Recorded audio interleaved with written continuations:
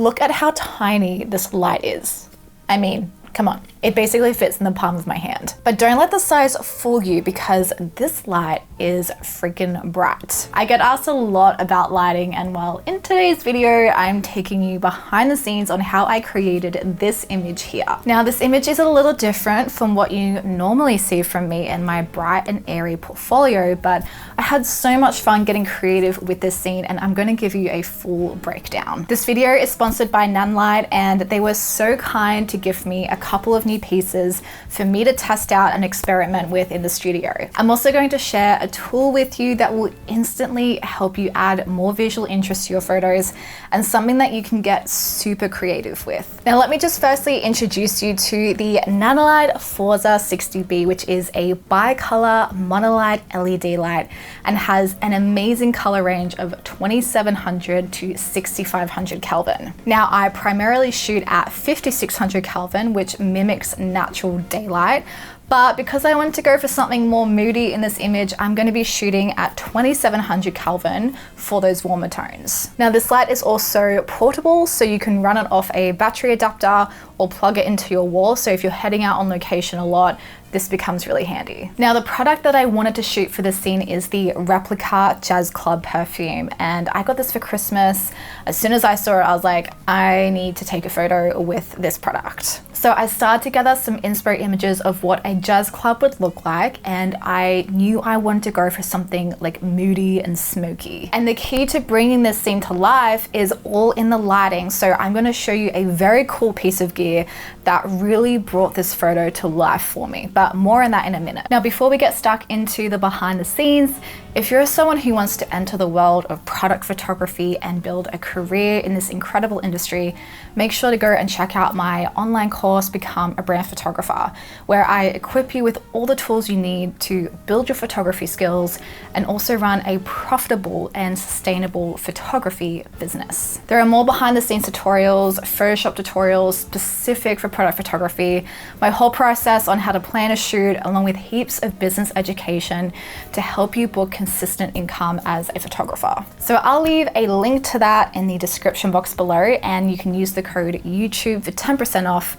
Of course, if you have any questions on the course, you can email me, send me a DM on Instagram, and we can chat.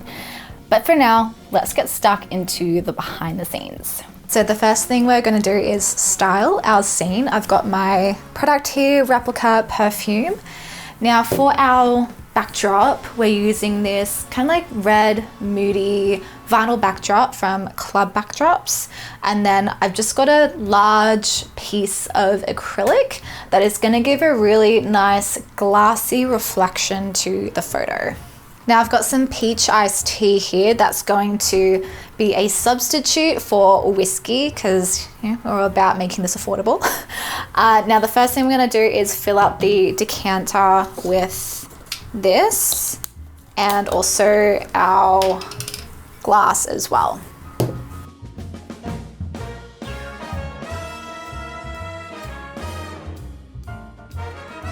Now for the glass, we're going to be adding a couple of fake acrylic ice cubes. These are just from Amazon, really cheap, and this way your ice cubes don't melt while you're shooting.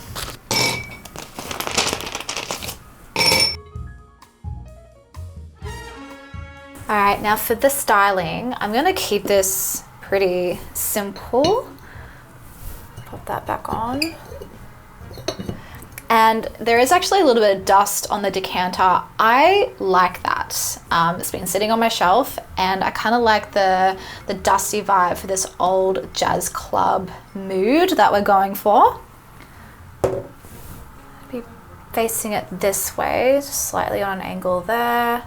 Now, there are hints of vanilla in this perfume as well, so I've got some vanilla sticks here, and I'm just going to be placing those just coming out from the back of our perfume bottle.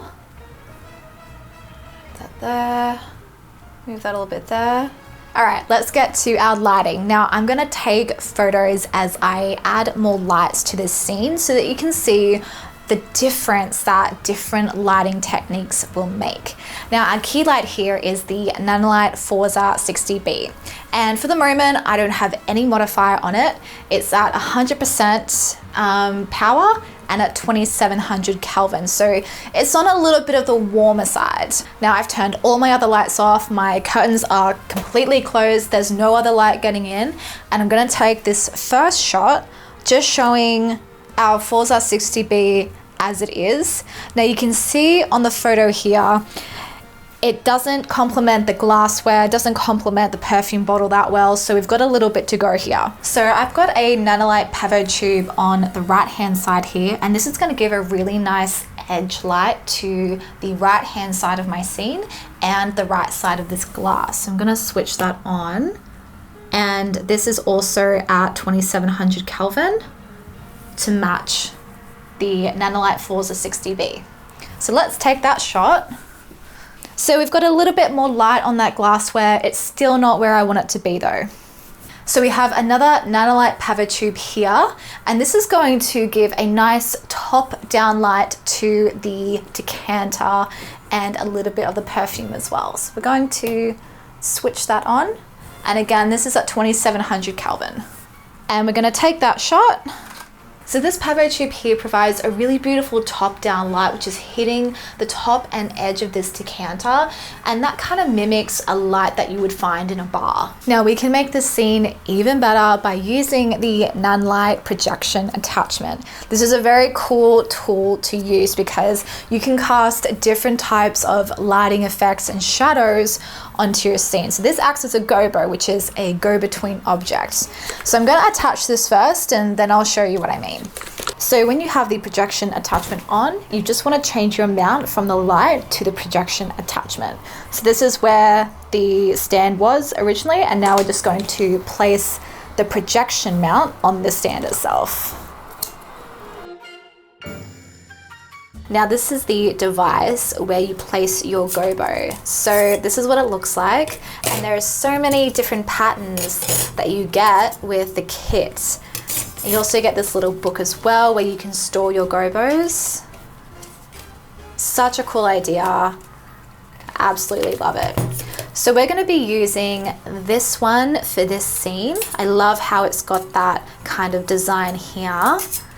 And I'll show you what this looks like. So we just insert it there like that. And then there's this little slot here at the top where you just place it in like that and it clicks in. So let's have a quick look at some of the gobos that come with the projection attachment. Now there's nothing in it right now, and we're going to pop the one I'm going to use in for the scene into there. And you can see it's very sharp, very much in focus, but we can also change that as well. Now this little lever here on the bottom edge of the attachment controls your focus. So at the moment it's very sharp, and if we move that to the back, you can see it creates a really beautiful blur effect. And that's the kind of look that I'll be going for in this scene today. And then with these handles here, we can control how much of the light we want to see. Let's have a look at some of the other gobos.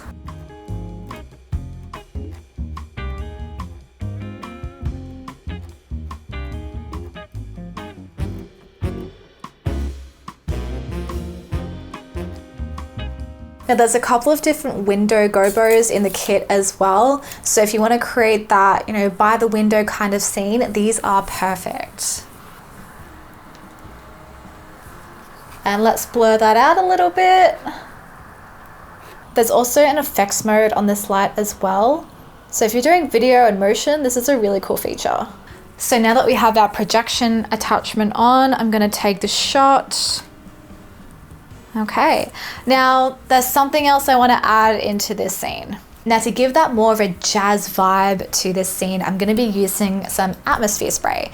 Now you can use a fog machine, you can use like a fake cigar smoke, anything like that, but I did have this on hand. So what we're gonna do is give it a shake and spray it onto our scene and take the shot.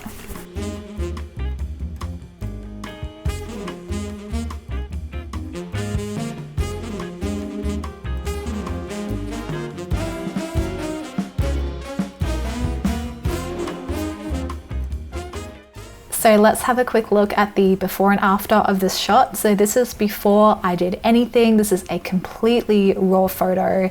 And this is after I retouched.